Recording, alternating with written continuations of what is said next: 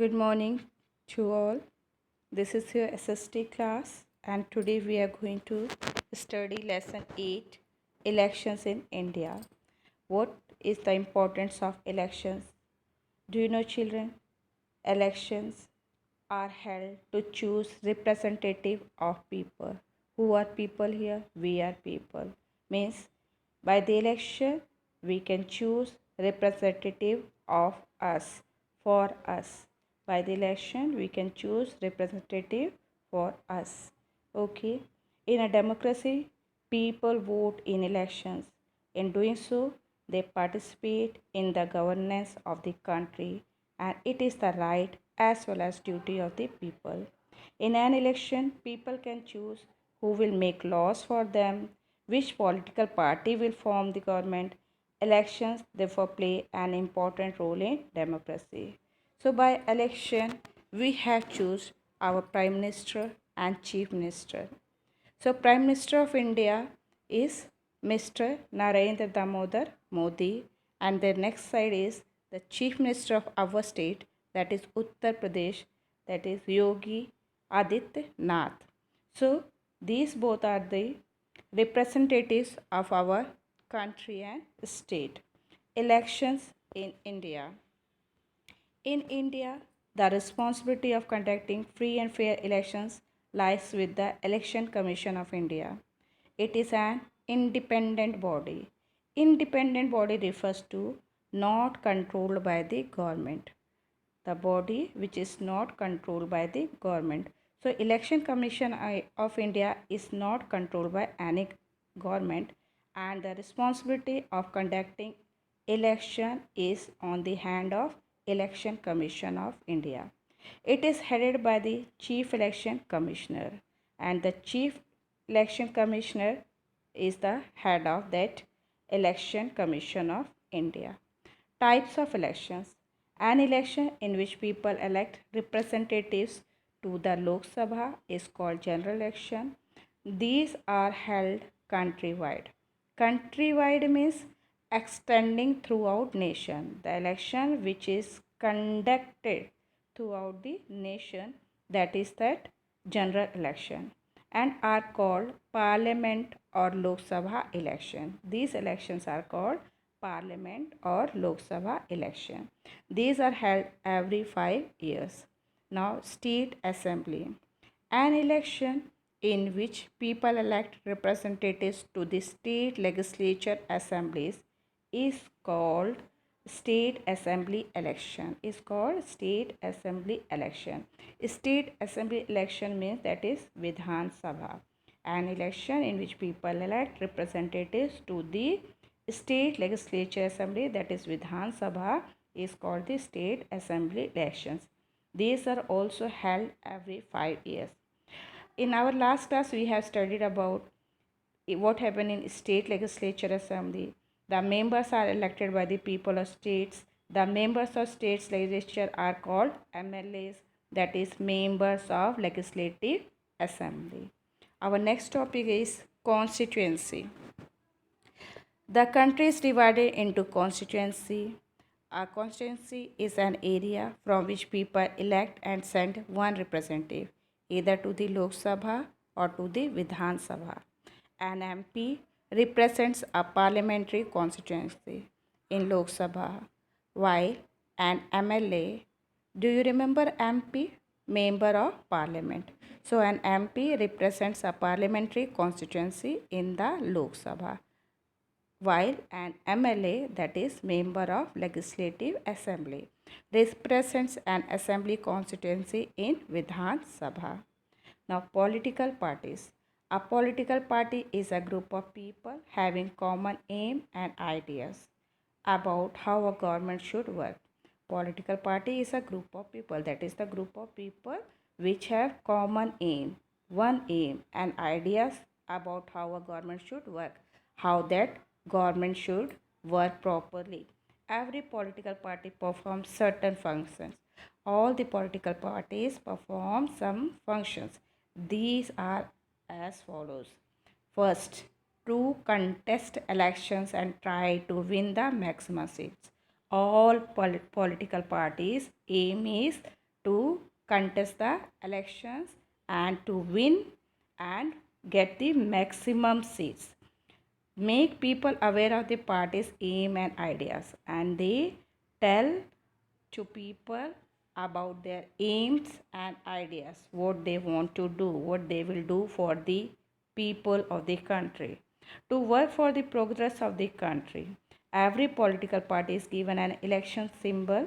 Election symbol of some political parties are shown in the chart that I will show you later. First, you just see the constituency, that is the constituency of Kolkata. So in the constituency of Kolkata, as I have told only, that is an area from which people elect and some one representative. So this is the area, and from this area people select one representative, and that representative is sent to Lok Sabha or Vidhan Sabha. So this way that area of the country is divided into the constituency. Okay, now we have to come back to the topic political parties. And as I have told that political parties have one aim, that how to contest the election and try to win the maximum seat, and to make aware of the people, make aware of the party aims and ideas, what are their aims and ideas. So here is the political parties, these symbols are there. Like first is that hand, that is Indian National Congress. This is the political party Indian National Congress, that you say Congress party. So their symbol is hand. Now Bharatiya Janata Party, in short BJP, and their symbol is lotus. And Bahujan Samaj Party, and its symbol is elephant. So here we have seen that some symbols of the political parties. Every political party is given an election symbol. So these are the symbols. The political parties select candidates. They select candidates to contest elections from various constituencies. So as I have showed you constituency, so every political party select candidates to contest election from various constituency. The candidates hold public meeting, organize rallies, or go door to door. These candidates, you could have also seen at your house also some candidates come for the vote. So these candidates hold public meeting, they held a public meeting is there, organize rallies, they organize rallies, or go door to door to convince people to vote for them. They go door to door to convince people to give the vote to their party. Political party also use posters, give advertisements on radio, television, newspapers, social media to reach out to as many voters as possible. This is called an election campaign. So this way political parties, they do advertisement, they give advertisements in radio, television, they go door to door for the votes so that they can win. Now next topic is secret ballot. Secret ballot means that a ballot that is secret. Okay, you are going to give vote to someone, so it is not disposed, it is not we can't tell to everyone, this is secret. Okay, in our country voting is done through secret ballot. This means that the candidates from whom a particular voter, like we are the voters, okay, whom a particular voter has voted remains secret. So we can't tell to anyone that whom we are going to vote. That is secret. We should not tell. Today people cast their vote through electronic voting machines. Now people are giving vote through the electronic voting machine, that is said to be EVMS. E means electronic, V means voting, and M for machines. So nowadays we are using electronic voting machines to give vote. And EVM has the name of all candidates and election symbols. So in that EVM, no children, there is the name of all the candidates who are stand for the election, and their symbol is also given on this machine. The voter cast his her vote by pressing the button against the candidate of his her choice. So what you have to do, the names are already there no on the EVMS, that is electronic machine, and symbols are also there. So you have to press that name of the candidate and symbol is together, so this way you can give the vote. Okay, now procedures of elections. The procedures of election in India are as follows. First of all, voter list is there. Much before the elections, the Election Commission prepare a list of registered voters. Much before the election, the Election Commission prepares a list of registered voters. The voters, the people who have registered, so they prepare list of that voters. This list is called electoral roll or the voters list. All registered voters are given voters ID cards. So before giving the vote, we get the ID cards by the commission. All Indian citizens 18 years and above have the right to vote in elections. So those are above 18 years, they have right to vote the election. It is the duty of all such citizens to register themselves as voters with the Election Commission. That is our duty. We public duty is to register ourselves as voters with the Election Commission. Then only they will give us ID card. Announcements of elections. The Election Commission announces the date for the election. They announce the date of the election. It also lays down the rules and guidelines for the political parties to follow during the elections. The political parties are then given some time for campaign. So they announce, election commission is the head no. So they announce the date, and election commission is an independent body. Independent bodies means that not controlled by any government. So they announce the date of the election. It also lays down the rules. They tell us rule also, that guidelines also, that how we have to conduct the election.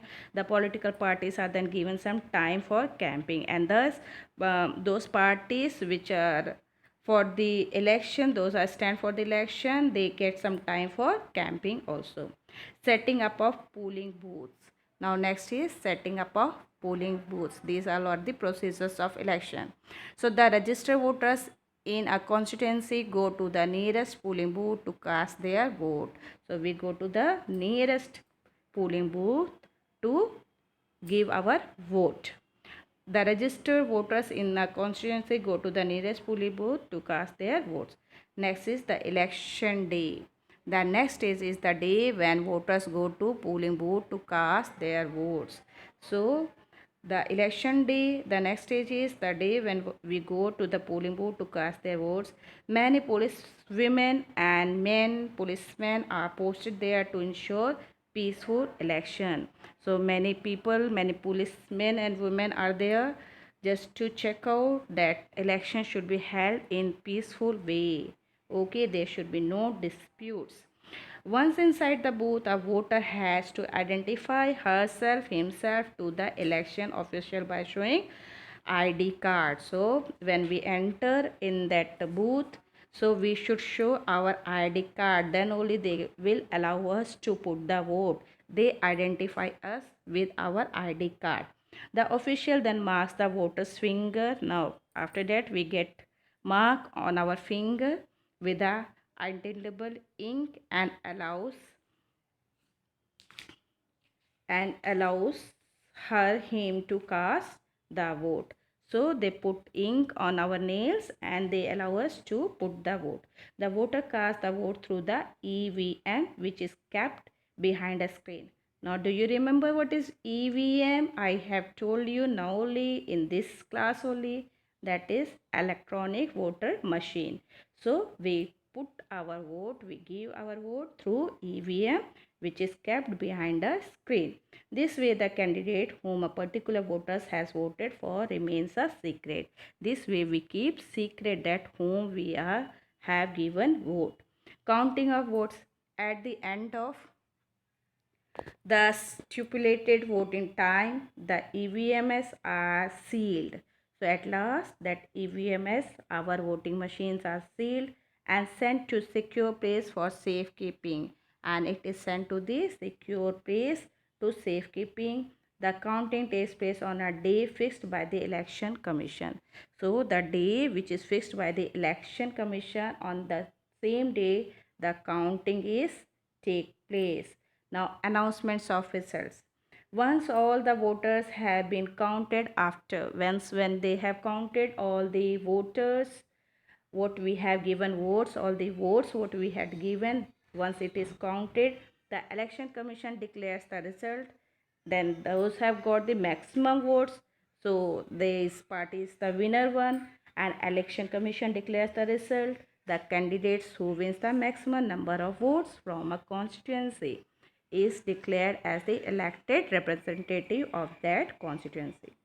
So he and she becomes a member of Lok Sabha. So the person who had got the maximum vote from that constituency was the member of the Lok Sabha or the Vidhan Sabha in case of assembly election. If the assembly election is there, then Vidhan Sabha, and if the general election is there, then that will be the member of Lok Sabha. Elections are very important in democratic setup. They give citizens an opportunity to participate in the governments of this country.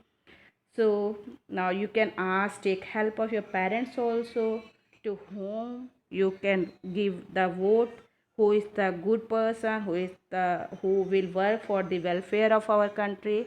So before giving the vote, we should well know about the candidates whom we are going to elect as the representative of our country. I hope that lesson is clear to you. If you have any doubt, you can ask me, you can give comments. Okay children, so thank you here.